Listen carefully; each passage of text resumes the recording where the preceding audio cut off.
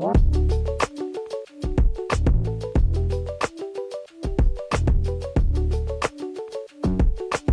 everybody. I'm Michael Mandel, and this is something that we are calling right now, for lack of a better name, the Not Podcast Podcast. So I would like to welcome Nick Carter to the Not Podcast Podcast. Is this your first Not Podcast, Nick? Yeah, I think it is, but I'm looking forward to it. So, You've been on a podcast, though? we did one a while back for Data Center Hawk, probably a few years ago, covering the same sort of topics. So I was a little bumpy through it. Maybe I'll be a little bit more refined now, but I don't know. No guarantees. Nice. All right. Well, that does bring us to our topic. We're going to talk about data centers, and we'll talk about property tax and the tax implications of data centers and what's going on in that market. It's a topic that's interesting to me on a personal level because before starting CompStak, I was a commercial real estate broker, and for a while I was doing office leasing, but then I kind of carved out a niche in data center brokerage, which I left brokerage in 2012, and doing data centers at that time, it was very much the Wild West. Still a burgeoning industry and still a very quickly changing industry, but it's one that is very interesting to me, and interesting from the perspective of, and we'll talk about this, I think, of how much it is real estate and how much it's not real estate as well. And so love to dig into it a little bit, but Nick, why don't you tell everybody a little bit about yourself and who you are, what you do? Yeah. So this is a topic that's kind of found its way to my purview simply because there is so much froth and activity in the data center sector right now. Myself, I work at Altus. We're marketed as an asset and fund intelligence company. We own Argus software. I think our main bread and butter is, our main identity is within real estate tech and real estate data services, similar to yourself. But the group that I'm within is the Real Property Tax Group, and the team that I lead is called the Case Management Team within Real Property Tax. And all that means is we'd like to think of ourselves as the central intelligence hub for real property tax.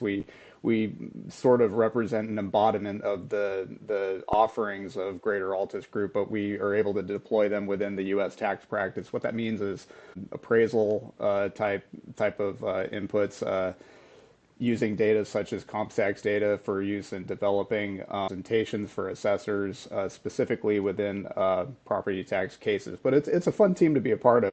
You know, as far as me personally, I've been doing appraisals probably for about 20 years now, almost 20 years. I started in San Francisco, since moved to Texas. I have an MAI and SRA designation with the Appraisal Institute. I have a designation with the Royal Institute of Chartered Surveyors, some state certified general appraisal licenses, and I have a senior property tax consulting license in the state of Texas. So that all sort of aligns with where the focus of my practice is now, which is appraisal for primarily property tax cases.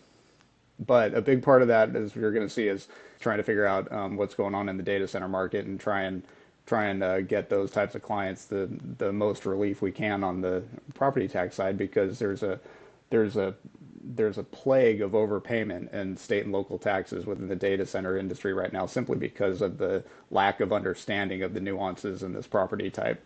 Interesting. So before we get into that, why don't we just talk about what the sector is all about? Explain to us, and I'm happy to chime in here and be helpful if I can, but what are data centers, what do they do, and why is it such a hot asset class right now? That's an interesting one. I'm not even sure that data centers are a piece of real estate, right? Like there are examples of data centers. Microsoft has sunk a tube in the Pacific and called it a data center, right? As an experiment for natural cooling sources. They're kind of the capital sourcing topic du jour in all sectors of the commercial real estate. Now, the probably classic embodiment of a data center right now would be some sort of super secure, power accessible, network accessible facility that can provide sufficient power to meet the needs of today's applications. And the hot application of the day right now, as we're going to talk about, is artificial intelligence, which is an incredibly processing intensive application, right? So certainly a very buzzworthy type of application, but it's one that consumes a ton of electricity, and the power consumption, kind of the limiting factor on what makes a data center in the first place. Anything can essentially be a data center. They used to be closets, I think, in the 1960s. And there's no secret as to why data centers all found their way to Northern Virginia. There was a great government infrastructure there, and in the 1960s, these massive rooms for servers that were very resource intensive, like they are today. But there is not even much of an agreement, I think, on the definition of exactly what is a data center. So we can give some great examples, but then, if we turn around in a few years, the embodiment, the design, the look is going to be considerably different than it is today. Sure. Well, I think for people who are new to this industry, I think you could, if you've ever walked into one of these facilities, it's sort of like if you've walked into the IT room in your office. If you're in a decent sized office and there's a rack there with some switches and maybe some servers and some backup power supplies, it's sort of like that, but a lot more of them. Oh yeah. On steroids. It's so these are big facilities, and they just keep getting bigger and bigger and bigger, right? Filled with racks and racks of servers and other equipment that is there to serve as the backbone for what we think of largely as, quote, the cloud, right? The cloud. Well, it's the internet. Yeah, it's essentially the internet. Man, that's what it is. Yeah, the cloud is actually these big boxes that consume a ton of power and have great interconnectivity. You mentioned Northern Virginia. The other key, attribute to Northern Virginia is that there's access to the transatlantic fiber that comes there, right? And that's another thing I think people don't realize, is that when you connect to someone between the United States and Europe, you're actually doing that via undersea cables that have been laid by boats that have cables on the ocean floor that go between North America and Europe. And one of the major points at which those cables come to the United States is in that Northern Virginia area. Yeah, I've seen any of the videos of how they have to repair those cables too. Every once in a while, one will get broken, and it's a huge ordeal to go out there and pull the cables up and splice fiber, to get those things, up and running again. It's a tremendous undertaking. I can only imagine, and I know that, companies like Google spend billions of dollars laying them. What I don't quite understand, I'd love to, learn about, and maybe is and it's a whole different conversation, but who exactly is paying for that? Where the money, where's the money? Obviously, it's in Google's interest for there to be internet, but it's serving, these cables ultimately are serving the whole world, and where the money comes from to pay for that, and how that all trades hands is something that'd be very interesting to understand. It's very interesting, and there are some data center REITs that do provide cabling. I think American Tower is one of the services they provide. I don't know if it's the undersea cable, but they do provide cable infrastructure to service data centers, and the exact economics of that I'm not familiar with. But if we want to take this idea of this behemoth of a computer monster that's housed in real estate on steroids compared to what it used to look like, I mean, it doesn't really become an investable class of real estate. It doesn't become a core class of real estate until 1996, when the Telecommunications Act deregulated a lot of the telecommunication providers, and then you had companies like Comcast going out and there was competition amongst your service providers. So these data centers started to pop up, and that's kind of where the design and the third-party investment element came in, and that's kind of what brings it into where we are today, talking about commercial real estate. This is an investable class of real estate. There is a landlord position, right?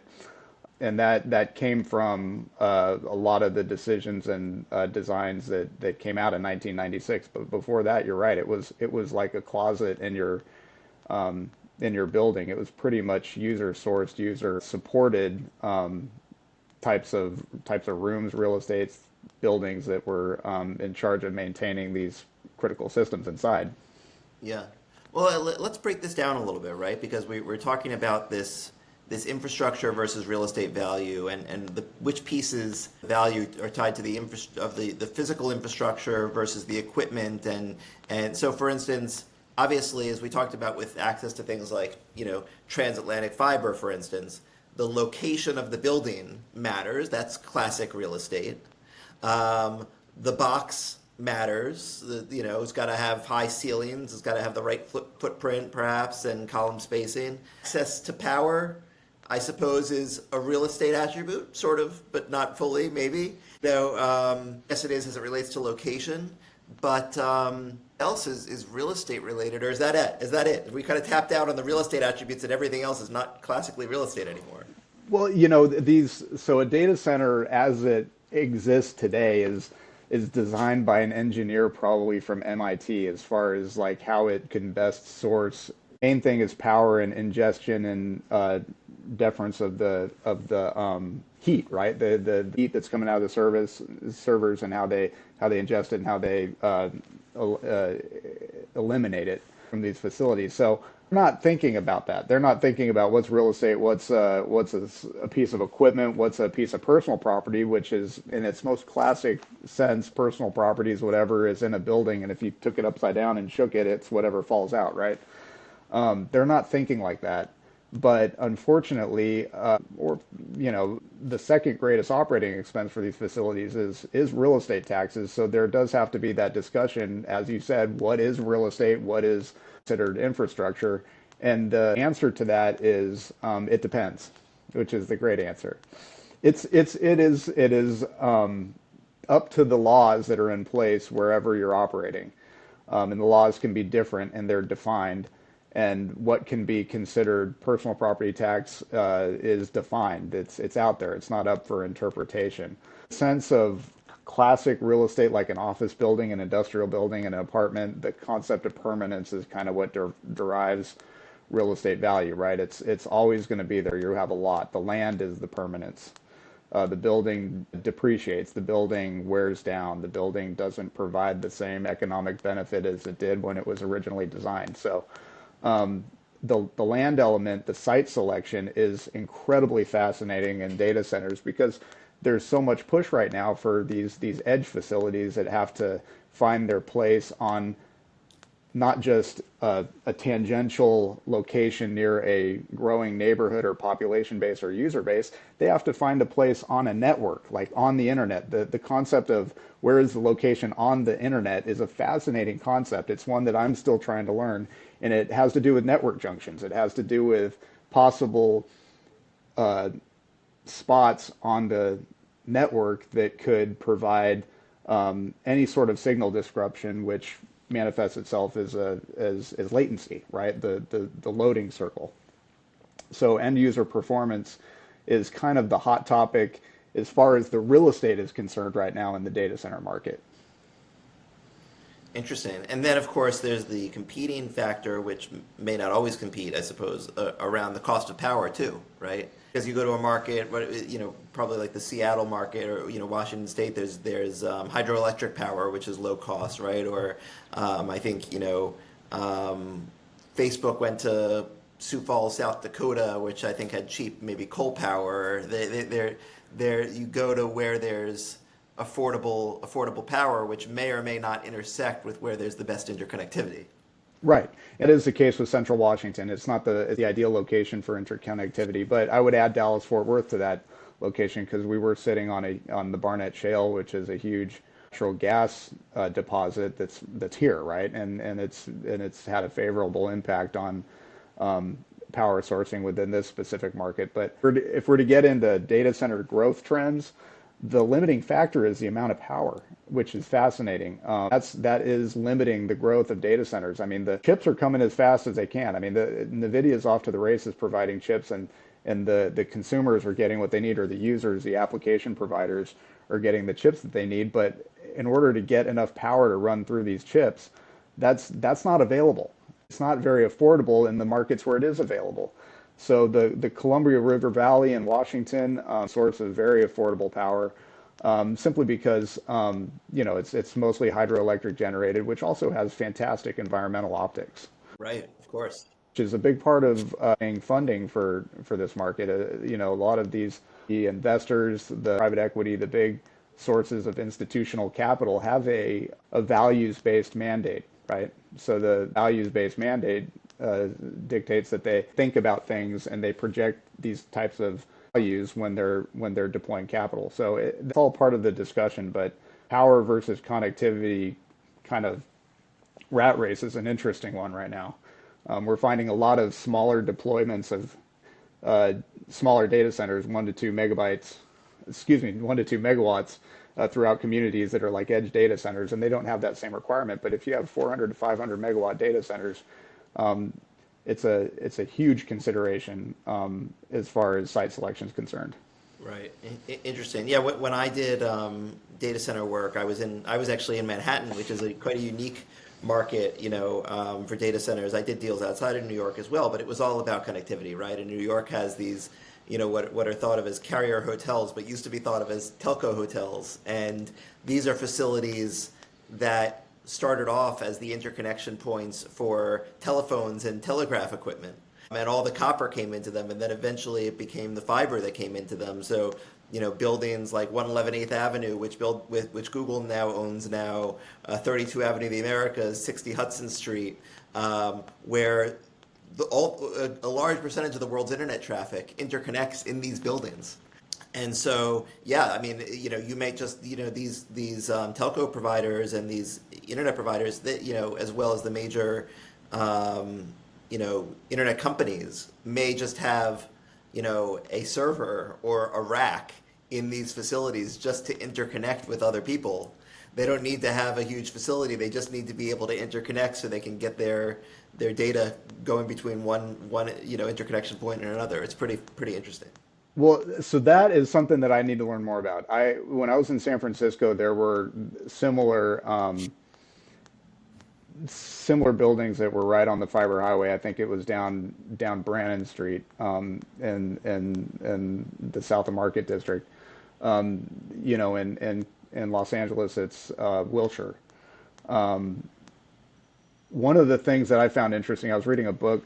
It's called Fortune's Formula, I think, about in control of data when you're gambling, and this is totally tangential. It's for gambling, it's for horse racing, it's for all sorts of things. But one of the applications that was the most interesting is there was a group of traders that wanted to have a location in Manhattan that was close enough to the exchange, but it was an intermediary location between the big brokerage houses and the exchange, so that they could get the signal before it got to the brokerage houses. And I'm probably butchering the story, but that location on the internet is incredibly impactful. And I think in urban markets such as New York, it's a very interesting type of concept, and it probably still carries just as much importance as it did back in the days when nobody knew how to do anything with it, when they were just. 100%. Yeah, no, it's all, a lot of it is around the high frequency trading and getting the getting your trade in the fastest possible, and to get that arbitrage within nanoseconds. And it's interesting actually, when the New York Stock Exchange built a brand new data center facility in Mahwah, New Jersey, they built a meet me room in that facility specifically so that all the high frequency traders could connect and all be in the facility itself. And we're able to charge them an exorbitant amount of money to put a rack in this meet me room. They even went as far as coiling the same amount of wire between every rack and whatever computer does the trades, regardless of where the location of the rack was within the room. Sounds like that takes away any advantage. I don't know. So that nobody within that room had any advantage over anybody else within the room, but everybody had to be in the room to have the advantage. So basically, they would able to charge you a fortune to be in the room, but you lose the advantage if you're not in the room. It's just pretty phenomenal. Yeah. Well, and again, the folks making these decisions of where to build these things out. I mean, this is MIT level stuff. This is not office building development. So practitioners that are in the world of office development, multifamily development, I mean, they're not thinking the same way as folks that are deciding where the ideal location is for Right. a data. Right. And to bring it back to your work, right? You're dealing with these disputes between the municipalities assessing the taxes and the building owners, right? If you think about the New York Stock Exchange here, how many billions of dollars they're bringing in from people trading in this facility, but they're trading in that facility not because of the inherent value of that facility, but because they're there and because of the infrastructure they've built there. And they've got to fight that fight as it relates to how the taxes should be paid and what's equipment and what is real. And that's a very important and impactful conversation, and it's one that's impacting several cases that we work on. We're proud to say that we probably represent a majority of the the large public data center operators in the country, and we're able to commit resources on the valuation side, on the theory side, to helping solve and helping communicate some of these positions as to what should be considered real estate, what shouldn't be considered real estate. I mean, it's incredibly impactful to have a transaction that has a bunch of value components. Let's call it personal property, intangible, access to conduit, and then a classic bricks and sticks building on top of a good lot, right? The conversation has to start, and it always starts with who's ever putting the assessment notice on the roll. And the assessor in a lot of jurisdictions just hasn't gained the understanding of these assets to give a correct value, which is a simple measure of an outcome of an experiment, right? It's an estimate of an outcome of experiment. I'm estimating what's going to happen when you put a sign in front of a building and list it for sale. What's the most likely price that you're going to obtain when it's exposed to the market. So for assessors to be able to make that decision as to what that's worth, they have to have an understanding of what the participants are doing. And the participants are incredibly sophisticated. And the assets are very meticulously designed and engineered, and sometimes very transferable to these properties. So it's a very important conversation to be having. And it's look at all the dollars that are flowing into this space. All those dollars from a capex perspective are going to end up on some sort of a tax roll in some rough measure. So that has to be solved by practitioners moving forward as to where those different assets fall and what the tax implications would be of where they are assessed in the first place.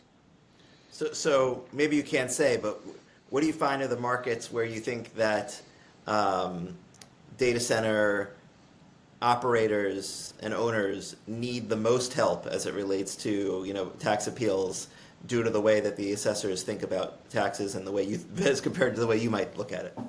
Well, that's the curious thing about state and local taxes, right? Is that they are administered on a county level. They're not administered on a state level. Now, in the state of Washington, the counties are in charge of administering the taxes. However, they have resources available through the state that they can tap. So they have state appraisal resources that they're able to tap to come in and help them determine whatever these values are. So no real mystery what state is the most impacted by oscillations in tax expenses every cycle, and that's Texas.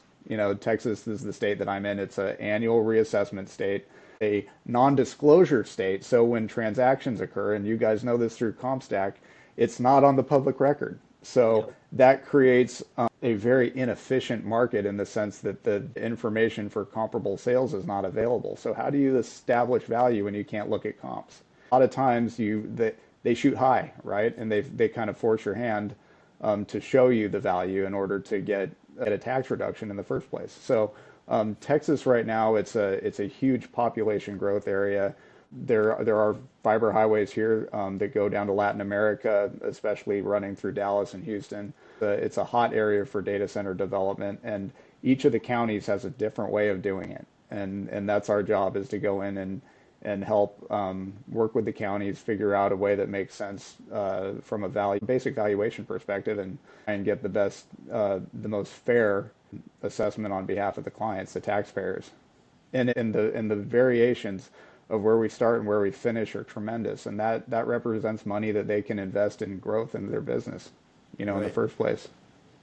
So Is it, Texas is probably number one. It always has been. California it's a market that's say roughly the size of Canada, right? And California is its own country and all intents and purposes. But California has a law in place set by a Proposition 13. It's not a law. It's a statute that limits the growth and assessment. So the annual reassessment's less impactful than the assessment that's put on the property as of an event date, the event being a transaction or new construction. So just the volume of properties in California make it an interesting state to work in. But the tax environment there, you're not as exposed to annual assessment increases that you would be in other markets. And to that note, the impositions in some markets have driven investors to different markets, right? Some right. counties have such unpredictable assessment policies that the developers they don't care if they're high or low, they care that they're predictable. They want to be Right. able to underwrite with a degree of certainty that they can't when there's an annual reassessment with an unknown methodology.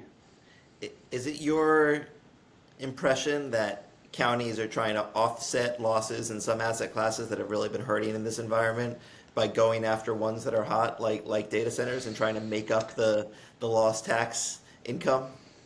I don't know. It's a possibility.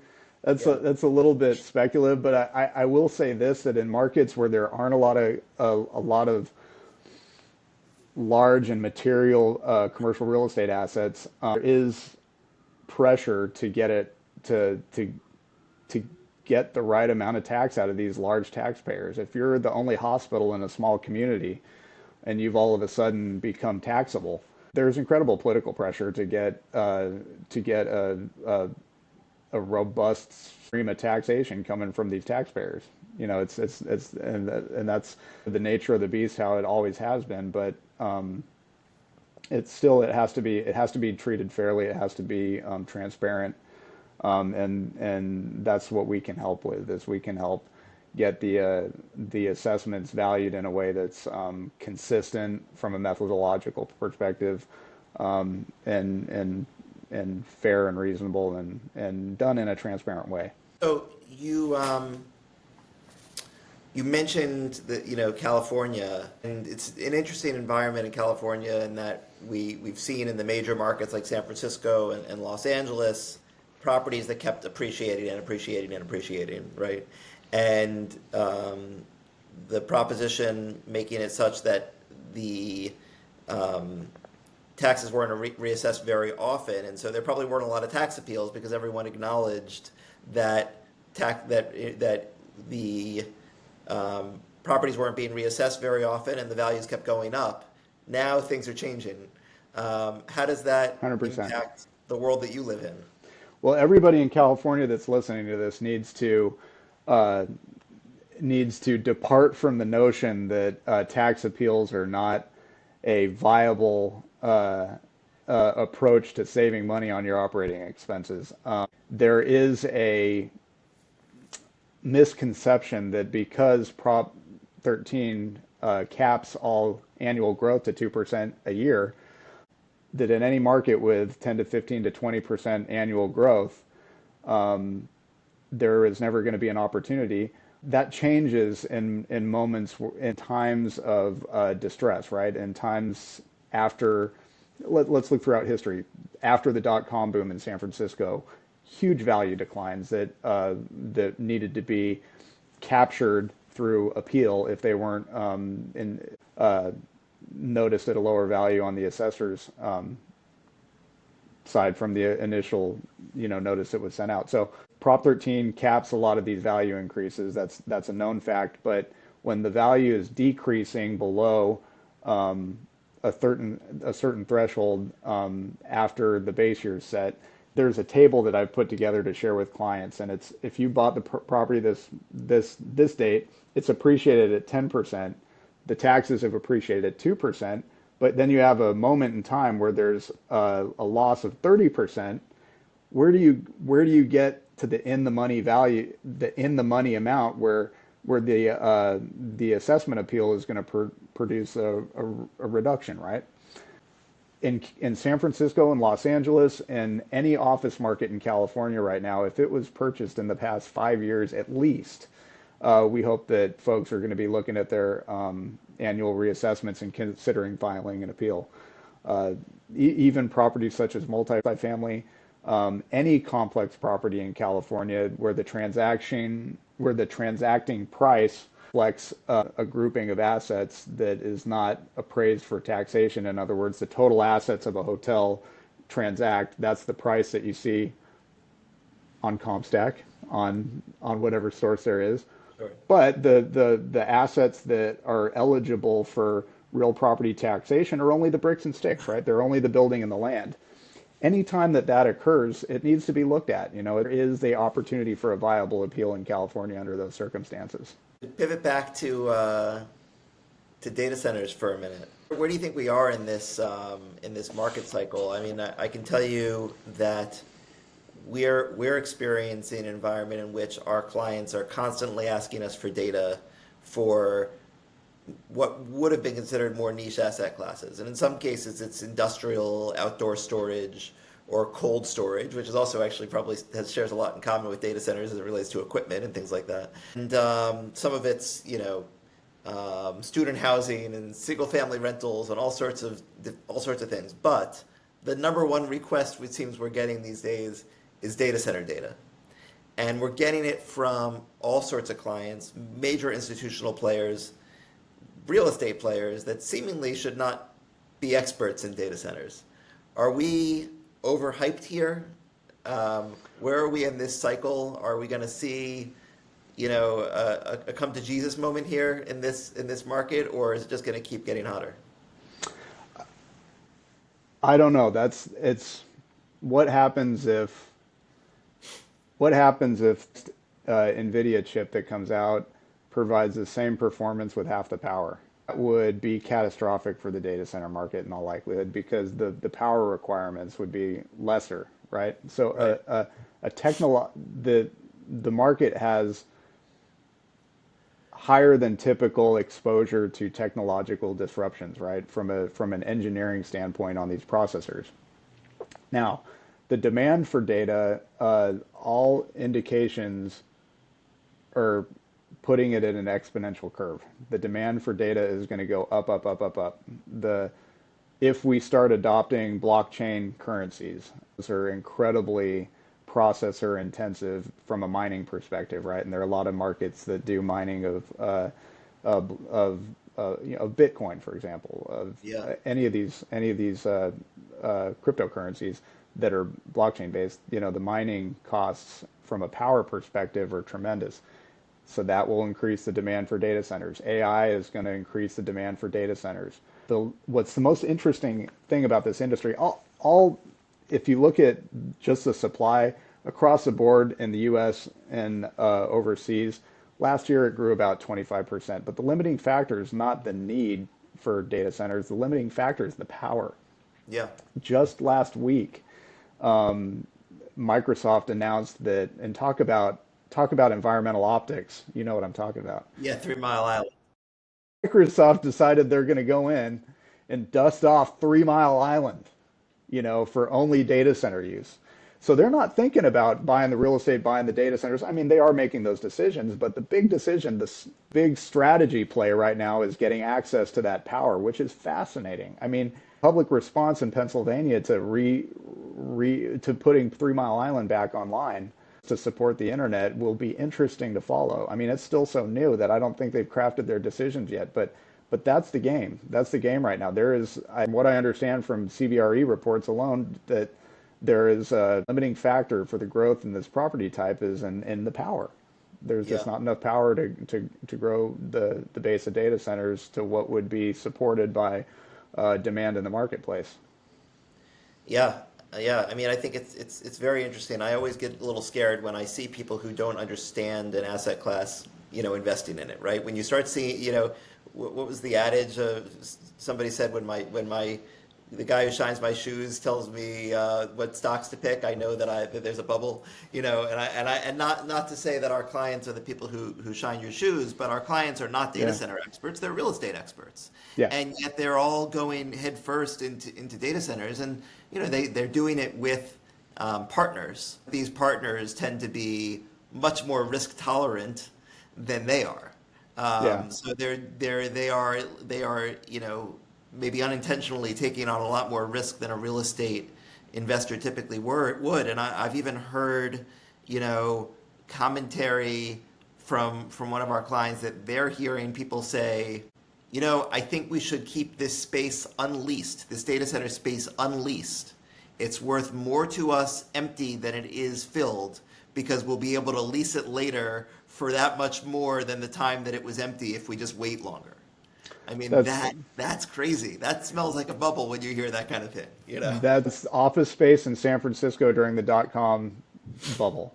That was, you had during the dot-com period. I remember when I started doing appraisals in San Francisco, it was a buzzword. This is a dot-com lease. This is a company that wanted to warehouse this office space to protect themselves from those 20 to 30% annual increases, that would price them out of future growth at a market lease rate. So it's not a new thing. I don't think that much of this is that new or that there's always going to be froth and excitement in markets, right? And whether or not there's more froth than's demanded by the needs of current critical systems and servers and applications, I just don't know, and I'd be interested to find out. But there are some actual physical restraints on data center expansion right now. One being the power, Yeah. and so it's interesting to see, and investors love limitations on supply. Right. They love that. So To your point on you know, Bitcoin mining, I can only hope that as it becomes harder and harder now to mine new Bitcoin successfully, that'll slow down. I mean, talk about just like a waste of resources and harm to the environment for no benefit to civilization. I mean, it's literally just, you know, fuel burning, power burning, facilities wasted just to create a currency. It's just wild. And also, I mean, I think many people may not realize this, but like, those facilities leverage GPUs, the same kind of facilities, the same kind of equipment that's used for AI is what's used for, mining crypto. But one does something very compelling and valuable, I think, potentially dangerous for humanity, but also very valuable for humanity, whereas the other one just seems to do something, relatively useless. well, it's But powerful. It could be powerful good, it could be powerful bad, but it's certainly yes, powerful. yes, No, that's interesting about the. Yeah, you bring up a great point. What's the carbon footprint of a Bitcoin? I mean, I don't know if that's being readily discussed. I mean, it's an incredibly compelling technology though for a fiat currency to be blockchain based. That's an interesting thing. But the mining of a Bitcoin now is you stretch the algorithm out. Not that it's let's say hard. It's that it's very diesel intensive. I mean, you got to run a huge amount of computing resources just to mine an additional coin on the chain, right? And therein lies the limit of my understanding of Bitcoin. But I have seen the facilities that mine them, and I have seen the smokestacks that are right behind them, fueling the electricity to these absolute power thirsty behemoths. do you have brilliance for us here to take away on what we should all learn from this, on how to move things forward in the data center world, and how can people who are listening best leverage the knowledge they've gained here to move forward? There is such growth in this asset class. It's very complex that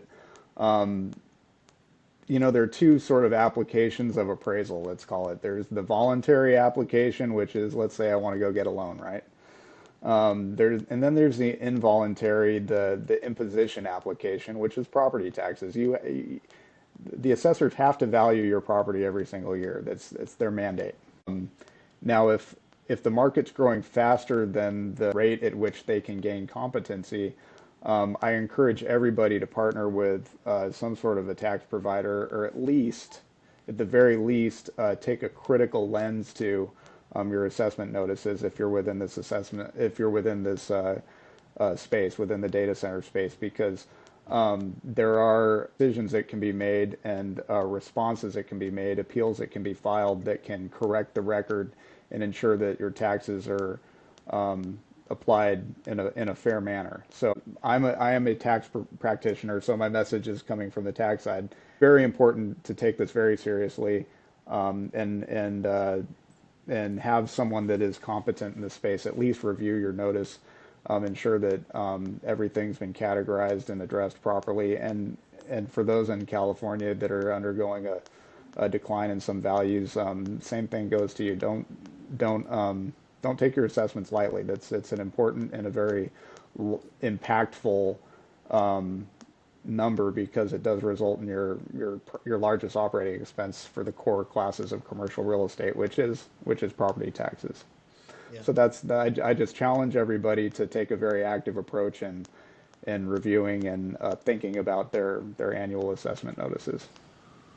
Well, I think that's a great takeaway. There's no reason to leave money on the table or give money away. They could be in your pocket. So. And if you need help, I have to make one plug.